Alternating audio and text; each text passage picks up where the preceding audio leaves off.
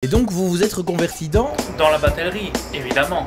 Mais ici, je vais devoir vous laisser, car je suis en train de naviguer. Quoi? À notre époque, les carrières linéaires où l'on bosse du début à la fin dans la même filière, c'est de plus en plus rare. Il peut arriver à un moment donné que l'on songe à la reconversion professionnelle. Le hic, c'est que bien souvent, si on sait ce qu'on ne veut plus faire, ça veut pas dire pour autant que l'on sait ce qu'on va faire. C'est ballot. Je vais vous dire, il y a des secteurs auxquels on ne pense pas forcément, c'est le cas de celui de la batellerie. Avant, être capitaine, je croyais que ça signifiait être un pirate à l'hygiène approximative ou un vieux barbu qui vend du poisson pané. Mais ça c'était avant, parce que la batellerie c'est devenu une filière à envisager, loin du cliché de ce métier de tradition familiale que l'on pratiquerait de père en fils depuis 16 générations. Donc effectivement, j'étais menuisier de base, je ne me retrouverais pas dans le métier. Je me suis dit donc pourquoi pas faire une année en bachelier technique pour être toujours dans le secteur de la menuiserie, pour faire professeur.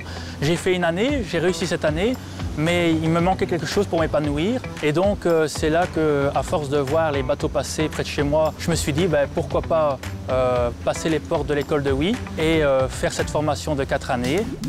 La navigation intérieure, c'est-à-dire la navigation sur les fleuves et les rivières, c'est un secteur accessible à tous. L'essentiel est de savoir qu'une formation est possible. Il faut l'admettre, ce n'est pas le premier métier qui vient à l'esprit lorsque l'on réfléchit à une éventuelle réorientation professionnelle.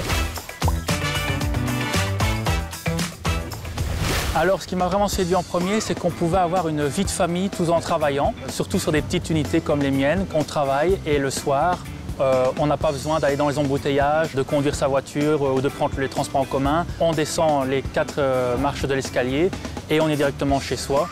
Et c'est ça qui est assez unique dans le métier.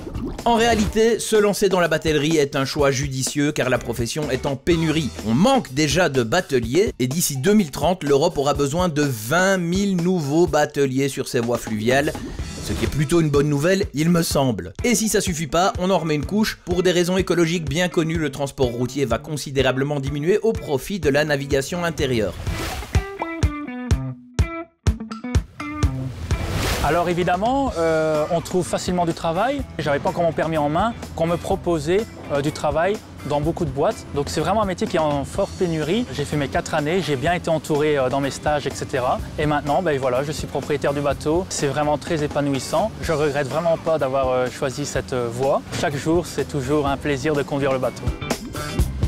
En somme, si vous cherchez un job qui a du sens, que l'on peut pratiquer en tant qu'employé ou indépendant, dans un secteur qui se modernise et où l'on trouve facilement du travail, pensez-y.